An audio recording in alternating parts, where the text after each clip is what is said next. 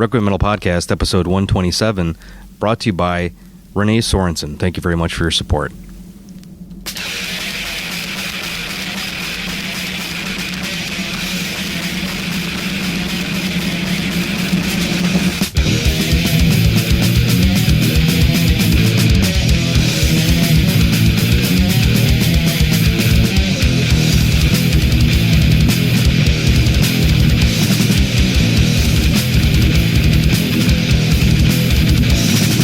I will not to threaten your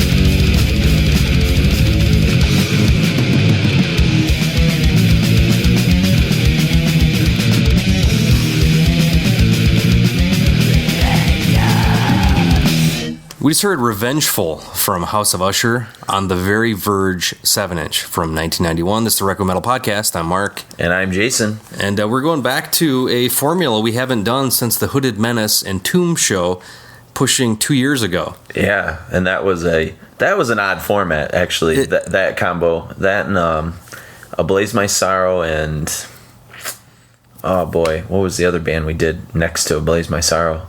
It was too oddball. Was it Obscura?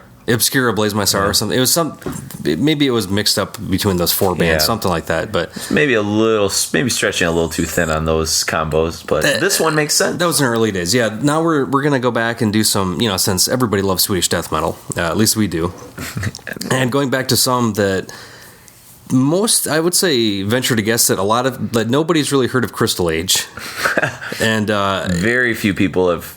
Maybe heard of House of Usher only through the At the Gates reference, but probably haven't even heard House of Usher. And granted, House of Usher has never had anything in large release outside of a couple years ago when Daniel Akeroth's Swedish Death Metal book came out. A CD, or actually a 3-disc set under, what the hell label is this? Some German Index Verlag. It's basically a 3-disc, basically a lot of Swedish death metal demos, like Old Evocation, Eternal Darkness, Liars in Wait, all kinds of crap, and that's got one House of Usher track that we'll be playing next. Actually, Rather Black. Yep. Some of the other stuff came off the Projections of a Stained Mind comp from '91. Yep. I believe. Yep. And we actually did play that. If for those of you who have been loyal listeners for a long time, that was a long ways back. Battle of Spectrum. It was probably the first year I think we did that show. Yeah. I think it was like episode 17 or something. So with doing the shows we did with Jeff Wagner, about kind of progressive heavy metal, death metal kind of stuff, Deftone, we thought we'd just throw a curveball. Sure. And it's stuff that we dig. What makes sense next to the new metal happenings of Deftones than two of the most obscure Swedish death metal bands you can imagine? Yeah, there's probably more obscure to the real diehards out there. But as far as actually devoting a show to these bands, it's, I mean, we could play like a song from a band, but it's not going to hold up as a singular show. But I mean, House of Usher has always been kind of notorious in the Swedish death metal scene. Because they've come from the lineage of At the Gate spawned out of this. Well, and Macrodax. They were part of the whole Eskilstuna scene, which was a city or town in Sweden, and you had Macrodex, which Mark just mentioned, which actually gave birth to House of Usher and Crypt of Kerberos. Yep. And then you also had Chronic Decay was hailing from them, and Chronic Decay actually did a split with Macrodex, and both those bands are on the Projections of a Stained Mind as well. And the great crust band, No Security. No Security. The drummer plays guitar on this record. On this record. You just or on this 7-inch. Yeah, on Revengeful that you just heard. Is that Revengeful? Is that not a song on the new Danzig record? That might be. I think Danzig. I think he's ripping Fess up, dude. Fess up. Quit ripping off House of Usher. But Martin Larsson, of course, is the other guitar player in this band, and he will be hand plucked by Anders Bjoller and the Bjoller brothers to replace Elf Sørensen when he leaves At the Gates after With Fear. Correct. And Elf was kind of, I would say, he was probably the most creative force in the band up until that point, that gave them the kind of uniqueness they had at the time before they kind of went more that very like proggy, abstract, just dense bizarre quality to them, kind of avant-garde. And Alf came from Grotesque, correct? I want to say Elf had some happenings with Grotesque along with Christian Wallen. That's Christian Wallen and Tampa for the most part. We'll have to cross-reference. We'll check it. We'll check on the break. Yeah. But just for your reference, the lineup: vocals and bass for House of Usher. Stefan Källarsson. Mm-hmm. No idea where he. We're not going to go into too. Just throw out some stuff in here. Martin Larsson was on guitar, as we mentioned. Kenneth Phillipson on drums. I think a lot of these people were didn't necessarily go on to stay with the scene super long. Yeah. So I think Martin Larsson's the takeaway for this one. Like, okay, this is where kind of his roots to where he kind of started the whole thing. Well, and in terms of like the musical tones and things that you heard on Revengeful, there's that song in particular had some, especially near the end, some very like doomy, dark tones. Mark and I were kind of saying, harkening back to like the death doom kind of stuff of like Dream Death or early Paradise Lost, Lost Paradise record. Along with the obvious, Red in the Sky is Ours at the Gates, some unanimated sort of Black Death riffs, some grotesque riffs. I hear like Tiamat and Treblinka kind of stuff. Actually, the song Cimmerian Cry, there's some similarities in the riffs here. Yeah. And really the only place you could hear Revengeful and Rather Black, these two tunes, is on the very Verge 7-inch, which came out on Obscure Plasma Records, which... Good luck finding it. There's probably 1,000 copies pressed, if that, maybe 500. And I'm sure, the real diehards got a hold of that stuff a long time ago and have just been sitting on it. I don't... That's the kind of thing I'd be very surprised to see even on eBay, even at high price. It's just so... I don't know. It was actually the last couple of years since the economy went to the toilet. A lot of people have been selling off like a lot of their demos and stuff too. So I've seen some stuff that went cheaper than I would expected, but too expensive for me to buy it. Yeah. Unfortunately.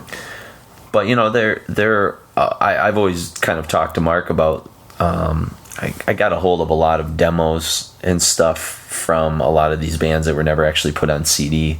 I kind of found a blog spot like 3 years ago and just kind of went gangbuster because I was like, well, I don't feel the least bit like strange grabbing this stuff. They're not available. I would buy this stuff in a heartbeat if it was actually available. But and we've always floated around the idea of like how could we put some of these like poorly recorded sort of demos and stuff. But this actually sounds pretty good because it's coming off a 7-inch, not necessarily through the tape trading thing. Although you will be able to hear like the tape record hiss on it, which is kind of adds a little quality to it. But that opening riff was coming out of like very much a Slayer. It's very thrash based, just similar to like Grotesque and I'm trying to pull Cole from the depths of my mind right now too.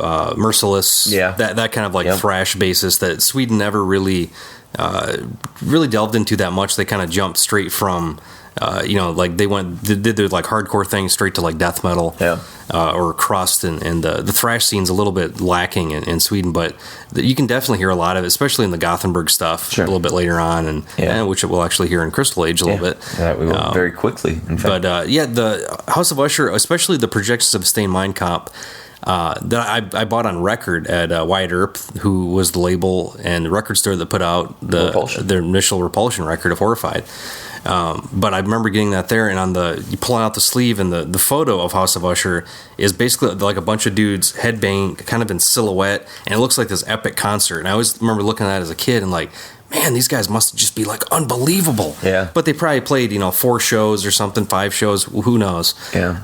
And just kind of a splash in the pan because there's so many bands coming out at that time. But these guys in Nirvana 2002 are always the ones that I kind of like really wish I could have gotten more out of. Like they would have put out more records. And luckily for us, at least Nirvana 2002 has had kind of a renaissance of sorts. Well, we got to see them at Maryland Death Fest last year, which is pretty unreal. Yeah, even though their set was a complete disaster in their regards, it was still fun. And that's all I could expect. Just to see over up there. I mean, they even did like a Creator cover and stuff. So it was just nice to see that them together. But I guess like in terms of like the compositional sense, and you'll hear this especially in the Battle of Spectrum song, which we'll hear coming up in a moment after we hear the other song from the 7-inch Rather Black, is that it kind of has the compositional sense of like the Red in the Sky is Ours or With Fear I Kiss the Burning Darkness, in that it's kind of left of center, in the way that Tiamat was. Off time, there's this kind of weird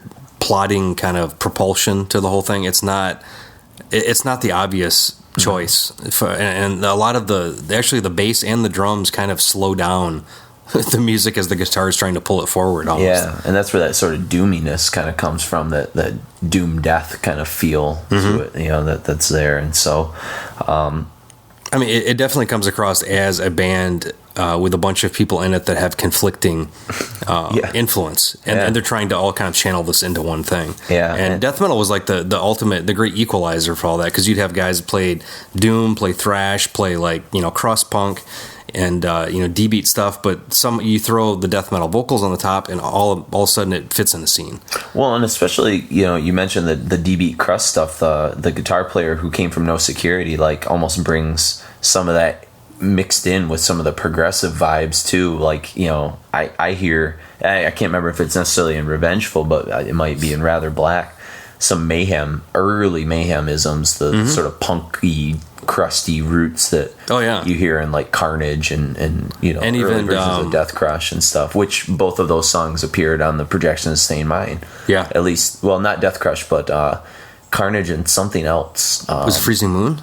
It might have been. I don't know. There were 2 Mayhem songs in the Projection of Stained Mind, I remember, which was put out by, was it CBS Records? CBR Records. CBR Records, CBS. Yeah, sponsored by CBS, home to Charlie Sheen. And yeah, they put, I mean, that's a pretty, it's pretty rare record, I think. And actually, the CD has extra bonus tracks on it that the LP didn't have. But that's something I'm sure people can find on like a blog spot or whatnot. You're not going to be able to find it on or just listen to our Projection of Stained Mind. You could listen to it with the commentary. Yeah, hopefully it's good. I haven't listened to that episode. So yeah.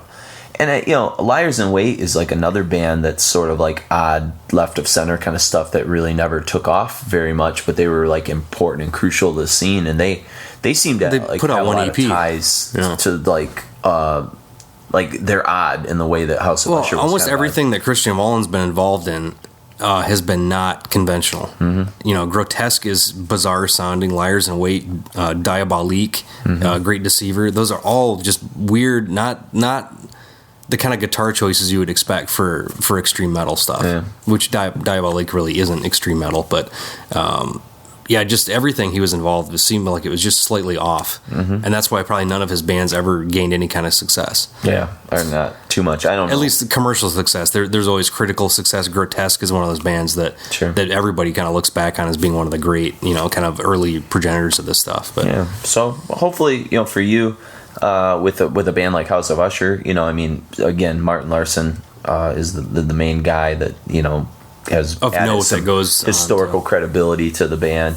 And Martin Larsson's a pretty cool dude. When I got to see At the Gates perform back in '97 with the Napalm Death tour at the Reptile House in Grand Rapids, Chris and I, Chris Dick from Decibel, and who's done the podcast with us a few times, he and I actually went to Wendy's. We just kind of like walked down to Wendy's and Martin Larsson. And he was the friendliest of all the guys, along with Tampa from At the Gates for sure. But it's cool to like get an opportunity for those of you who maybe don't have the time or the inclination to sort of delve into the depths of where to find all this stuff and whether it has any validity, to be able to hear a band like House of Usher and throw it into the mix of historical context of the time.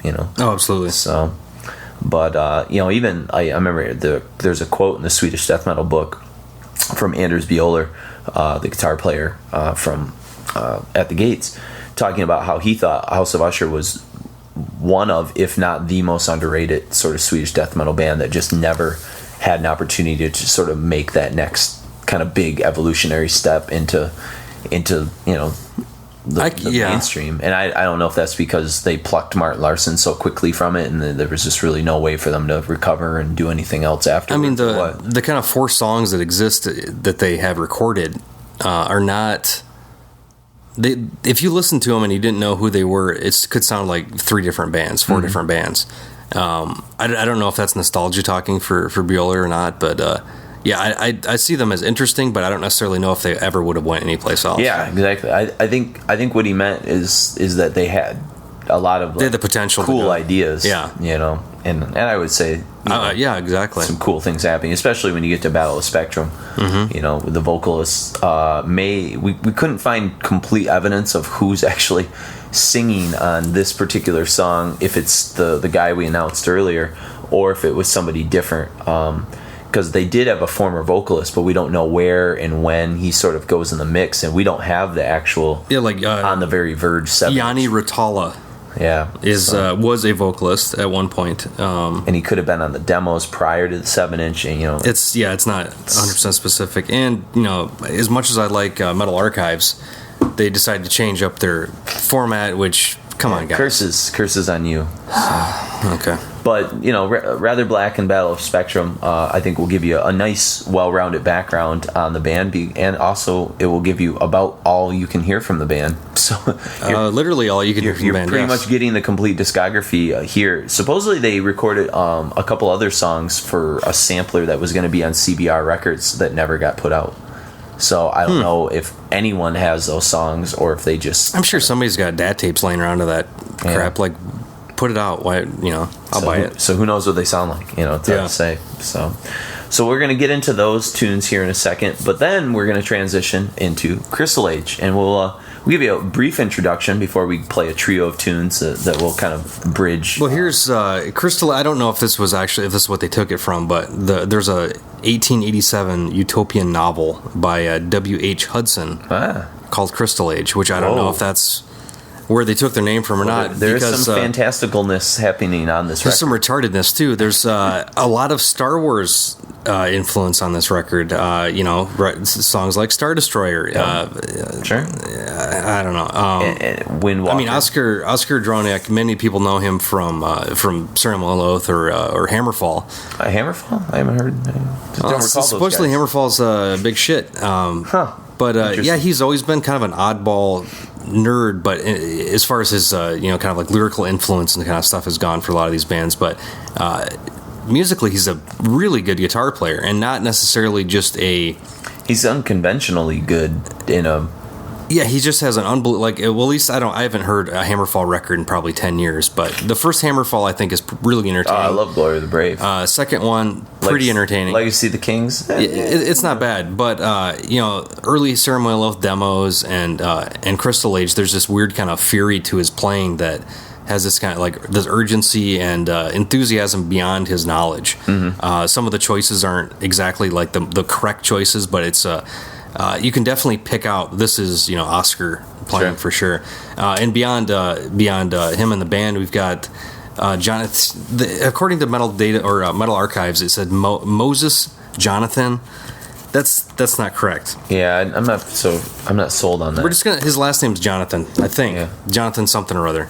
He's never really gone on to anything else. Bass player Frederick Larsson went on to be an Evergrey in Hammerfall as well. Cool. And then most notably, I think drummer Hans Nilsson was in Dimension Zero, Liars in Wait, Luciferion, Diabolique.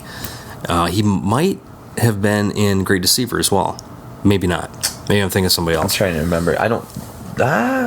He might have been, actually. But he has a very unique blast beat style that's not the kind of like Mike Smith from Suffocation pummeling kind of blast beat, but it's just this weird kind of like undulating propulsion that goes through all of his stuff. No matter what band outside of Diabolique that he's been in, he's had this kind of, especially Dimension Zero.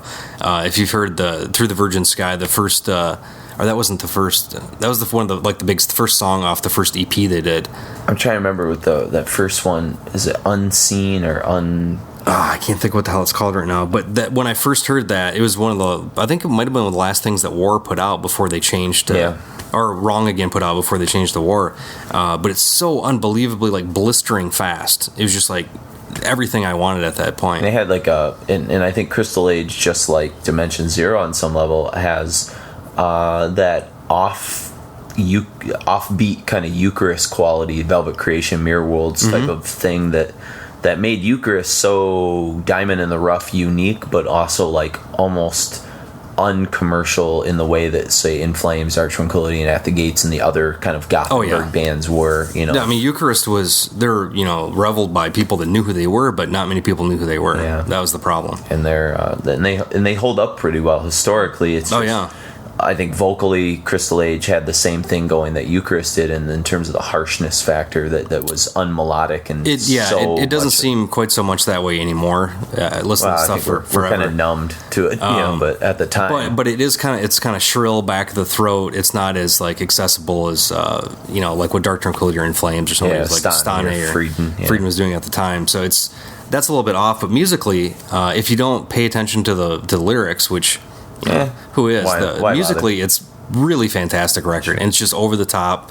And it's something that has an absolutely terrible cover of a crappy Star Destroyer reminiscent to Nocturnus the Key cover that we have out for inspiration. We haven't seen how to inspire the shittiness of Crystal Age. But musically, like last couple of days, I've listened to the record probably like, I don't know, 5 or 6 times. And I graded a shitload of papers to it today. It's something, it's only like, I don't know, 35-minute record or something, if that, 33 minutes. Yep, 33-40. But there's so many riffs in it. And like some of these songs, you're wondering how the hell this guy even remembered how to play the song, because they're like kind of retardedly complex, but not to the degree of like an obscure or a cynic as far as that kind of like orchestration. It's just like throwing everything at the wall and see what sticks. Well, I think a good way to sort of, before we play some of this stuff, a good indication is it really reminds me of sort of like 2112 era Rush, where like it's a bunch of kind of science fiction fans putting together some ideas with like over thought out things that don't really add up. There's some fantasy adventure kind of weirdness to it, but ultimately there's something endearingly honest about it too. Well, youthful, and there's kind of enthusiasm that you don't see in a ton of stuff. And the band photo of Oscar, he looks like he's a leather daddy, where he's shirtless with a choker, a leather choker. That's some pretty fun stuff. And you're in for a nice surprise too. We won't ruin it for you. We'll let it sort of just happen. But the second track, Fortune and Glory, is the one that I like. You, especially toward the end of the track, keep your ear out for something that's very recognizable. I think you'll enjoy it. But so we've got Rather Black and Battle of Spectrum to sort of close things on the House of Usher door, and then we're just going to sort of transition right to Crystal Age with Far Beyond Divine Horizons, Fortune and Glory, and The Beauty of Evil. All great metaphors of elementary school proportion. Of sandbox planes. Enjoy.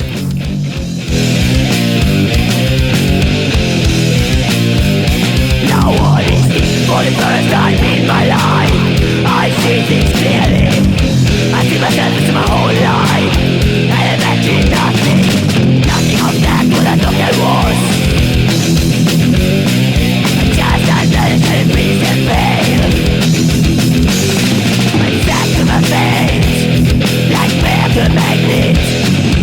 Yes, I live my life before me.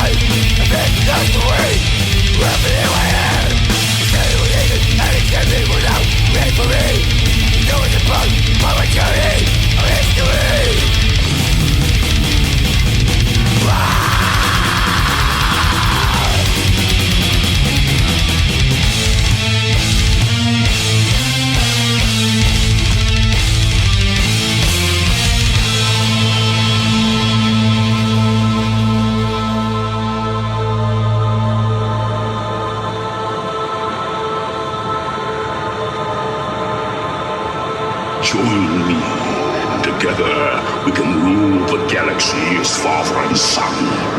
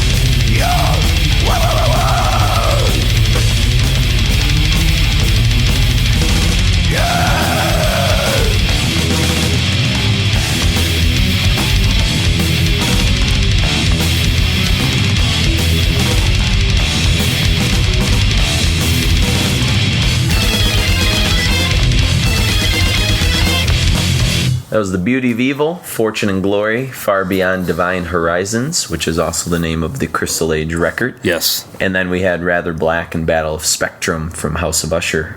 So now we're firmly in the midst of the story of Crystal Age. So would you like to rule the galaxy as father and son? I would. I would. We hope you enjoyed the end of Fortune and Glory and didn't laugh your way through The Beauty of Evil, because you would have missed a lot of cool guitar solos and different things. See, yeah, when I first heard this, and when I was probably like, I don't know, 19 or 20 years old, I was like, oh yeah, Star Wars reference, awesome, that's great. Now I hope the guys weren't serious, because it's kind of laughable. I feel like they probably were. When you're serious about anything in heavy metal, I have a hard time taking you seriously. If you're serious about Satanism, or like Nocturnus was with their sci-fi BS, or I mean some things, but when you're dead serious about ridiculous things like science fiction, yeah. I like to have a sense of humor about everything that I do. It's tough because this was 95, so it was before the re-release and certainly before the new trilogy came out. So. I was 21. Yeah. But I was a young 21. A young 21. But at the same time, these guys were... And really, I wasn't reading into their whole kind of like act structure and, world endeth, cometh kind of bullshit that they're talking about. Speaking of which, Mark... Here, let's get some quotes. You just heard Act 1. It's a 5-act play that they're explaining to you on this record. The Proclamation, tracks 1 and 2.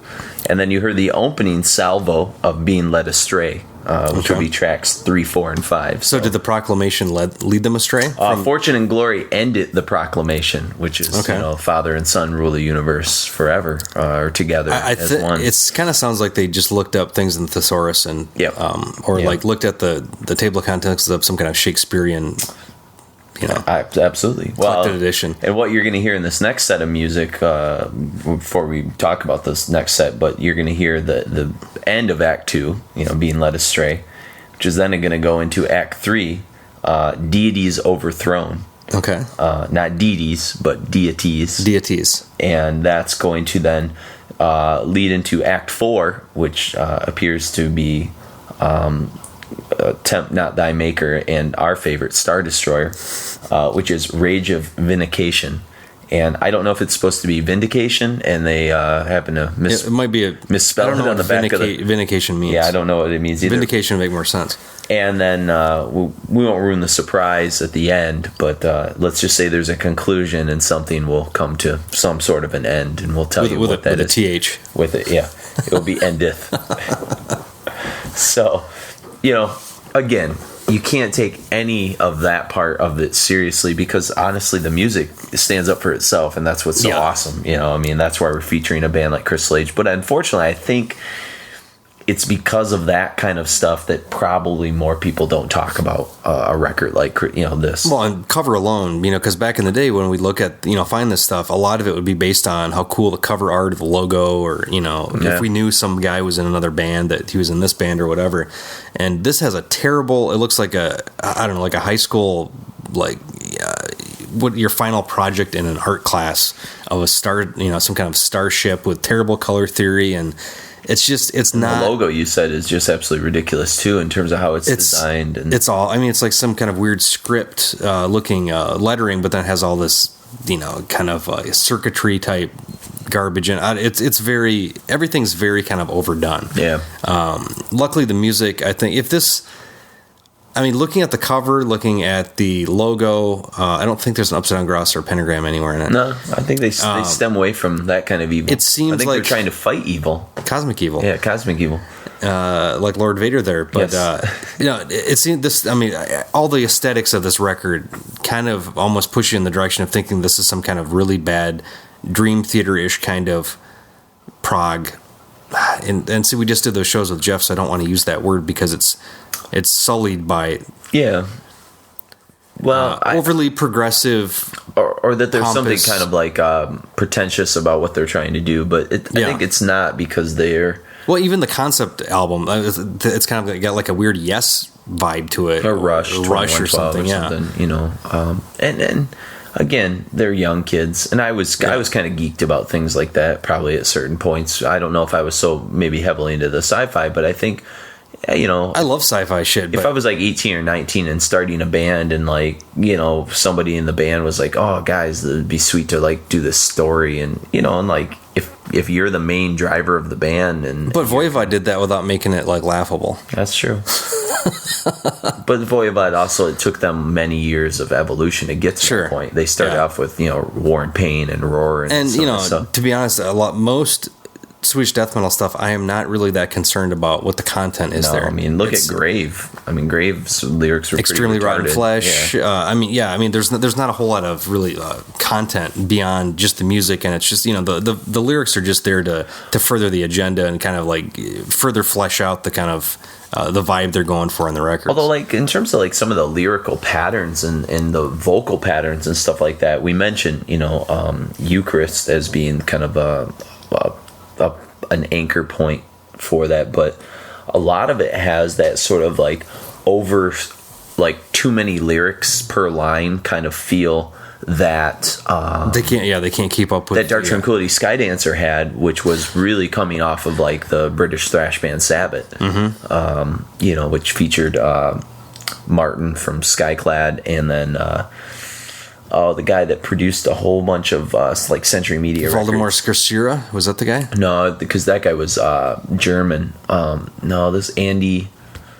Oh Sneap? my god, Andy Sneap. Yep, there you go. It? That's okay. him. Yeah. So anyways, you know, like, that one out, that's good. But Sabbath was always known for these like almost just like lines and lines and lines, and they drew from like a lot of like fantasy novels and things like that. Yeah. So they were like so literary. They're trying to stuff like almost so much epic poetry and all this kind of and so that's kind of like a place where Crystal Age is kind of coming out of as well. And clearly all of these Gothenburg bands, which they are one of, are coming from the German kind of thrash scene, you know, with the Sodoms and more of the Destructions and stuff. I hear a lot of Bay Area thrash, and there's lots of, you know, not Metallica riffs or Megadeth riffs, but the way they approach a riff. There's a Megadeth vibe all over. There's a big Megadeth, because I think Megadeth, with the rhythm section especially, like, has, and the weird these kind of like angular riffs, the things are slightly off time, and it's almost like the, you know, because Megadeth seemed like they, once they created or kind of formed, they almost had to prove themselves to be, you know, better than Metallica or more musically proficient than Metallica. Well, and Mustaine was always much more of a shredder, you know. Absolutely. And there's a lot of shred on this record. I mean, it's just like shred. And it's not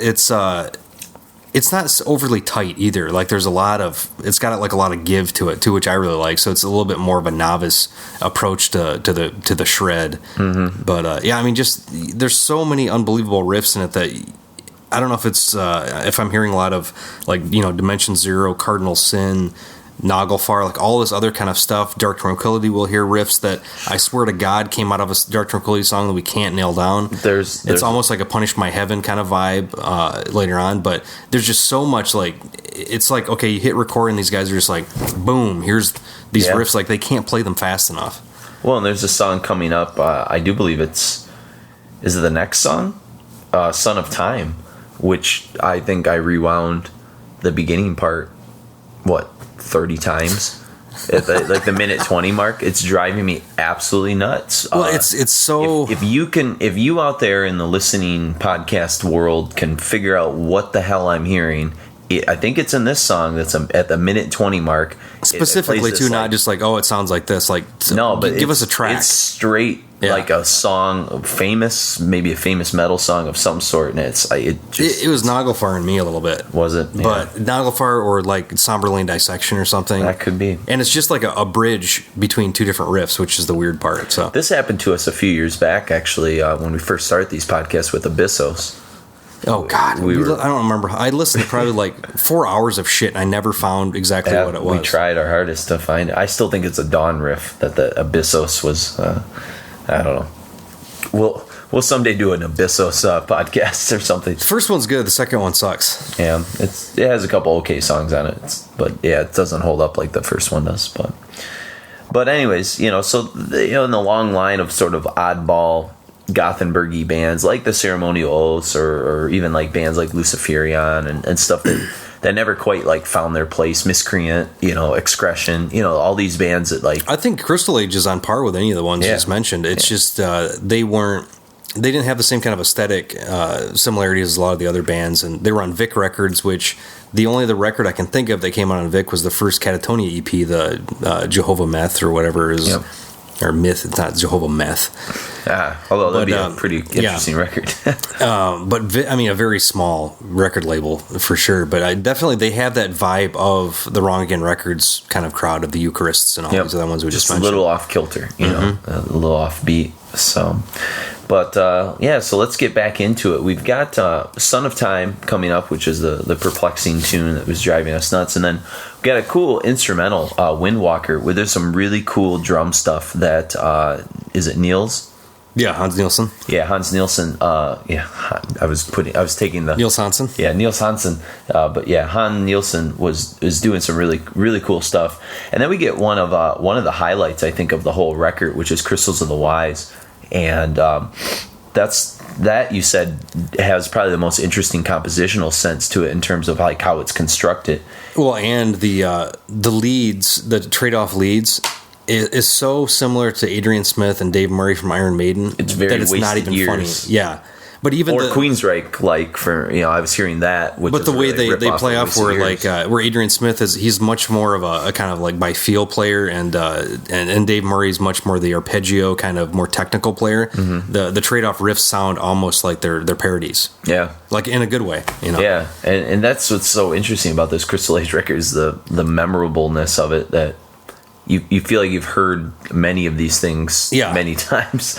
So, and I mean, this record puts a lot of almost any In Flames record, outside of like Just a Race or something, the real kind of frantic early stuff. I think it goes toe to toe with that. Yeah, I don't know if it has like the memorable hooks and melodies though, and I think that's what Crystal Age is so frantic. That there's not any memorable choruses per se. It's just it's very unstructured, like a Sabbath record or like Skydancer, where it's like almost like nothing gets repeated the whole song. It's just like kind of goes and then it ends. Yeah, and that's fine. Yeah, but for your average listener, there's not like a whole lot for them to sort of glob onto to like hook into, and that's probably why Crystal Age is so obscure to a lot of people because it doesn't grab you. To uninitiated ears, it's a pretty harsh sound too. Yeah. Everything, it's frantic. The vocals are kind of over the top and harsh, and But so we've got quite a blustery of Crystal Age tunes here. So Son of Time, Windwalker, Crystals of the Wise, On Blooded Wings. Nice song title there. Yes. And then Tempt Not Thy Maker. That sounds like a song about incest. Yes, it does. To end things. Enjoy. I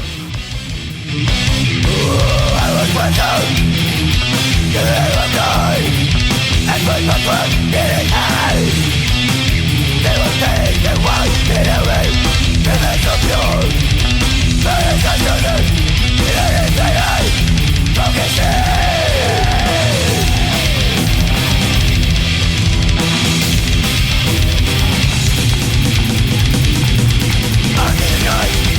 You're with the big general right. Come here, friend, don't be afraid. You're the one, you're never gay.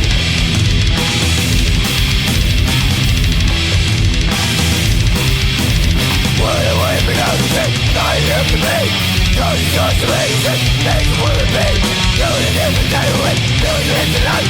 Don't rush to see me in any time. Without justice and truth, crazy unity.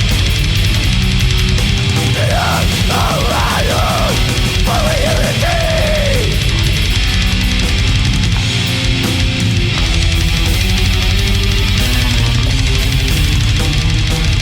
You always do anything on the hand, on the dead world, on the me.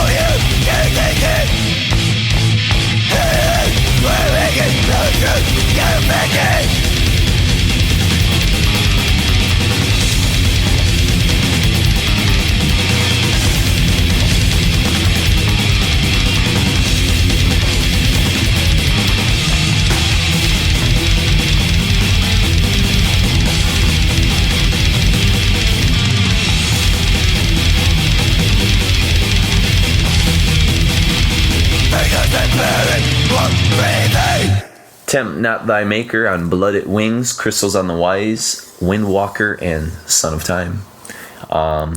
So we've come to the end of our obscure Swedish show, Volume 1. Volume 1. Probably. Oh, we could do these all year. Yeah. Do one every couple months. We'll do another obscure Swedish. I could do Godified and something else as well. Yeah, so. we got what was Johan Liva's one of his first bands? Furball. Yeah. Furball is fucking sweet. Yeah, but I'm just saying, there's a lot of the Autumn Years or These Shredded Dreams. I mean, there's some good stuff. So we take requests for sure, and but Crystal Age, Far Beyond Divine Horizons ends. The war endeth here, which is Act 5. But right before the war endeth, we have one final battle to sort of take place, and I don't know. Along Crystals of the Wise and the Star Wars sample, this is probably the memorable song of the record, and that's Star Destroyer. Well, this is the one that has the undefinable yet so recognizable Dark Tranquility sounding riff. It sounds like something that would have been off a combination of the Gallery and Skydancer, kind of. Yeah, like almost that of Chaos and Eternal Night era, where it was it seemed like everybody did their first record, then they had their first EP was just this frantic mess that was great. Yeah. And it sounds really similar to Punish My Heaven, like right into the first part of the song there, but it's not. Yeah. I don't know what the hell it is, but I know it's something. It sounds so familiar. Well, and what I grabbed out of it, another old Swedish thing, was off of Candlemass's Tales of Creation, the Into the Unfathomed Depths. It's really similar. So, I don't know. I don't know where he's coming from, but obviously he's excited and he's running scales and doing, Well, and something I don't think we mentioned earlier was this. God, I hope this was Crystal Age, right? Where we're talking about it. That reminded us of King Diamond. Oh, Merciful Fate. For sure. Yeah, there's a lot of like Andy LaRocque and Michael Will. Oh my gosh, why am I drawing a blank? I'm gonna say Shanker. That's the dude from Scorpions. Wow, I feel really bad. Denner, Michael Denner. Yeah. What was the other guitar player though? Andy LaRocque and Michael Denner. No, Michael Denner was the rhythm guitar player, wasn't he? Well, they traded off leads. Denner was also in Merciful Fate along with Hank Sherman. Hank Sherman's the one I'm thinking of. For Merciful he was more Fate, of the shredder, yeah. Yeah, so definitely has that sensibility of like, those records almost like stand out of time. Like they're weird, They're very proficient, very technical, but yet like they're not cold. They don't leave you like kind of empty feeling. They're kind of like remnants of the 70s hard rock scene or something. Yeah. So, and even like I guess if you think of like virtuoso kind of stuff, like even like the first couple like Van Halen's, like some of the stuff like Eddie Van Halen when he would like just go like full shred, like it wasn't like show offy, even though it was, but like it kind of was like loose in the music. It wasn't like Yngwie Malmsteen, like I want to beat off on my guitar kind of sound. Yeah. And so I guess speaking of Sweden and Yngwie and all, I mean, so there's some semblance of like a. Well, and the thing, I mean, it's so tradition weird of that. In Sweden. that a country relatively as small as Sweden is, to have so many unbelievable bands. Yeah. To come out of there. What is Sweden's like the size of California? Yeah.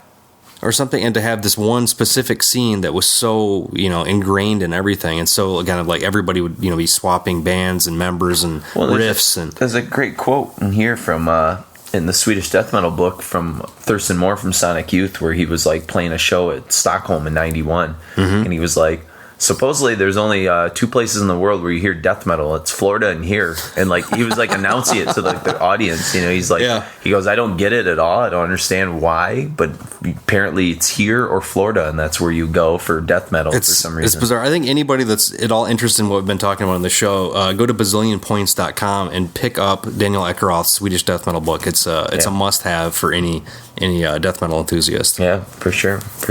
So I know I've read it and bought it as Christmas gifts for fellow metalheads. It's a great reference. I mean, there's a whole kind of like discography thing in the back of every Swedish death metal band. The authors sometimes slanted thoughts on very opinionated thoughts on certain bands, but I think he likes. It's a good resource. He really likes In Flames.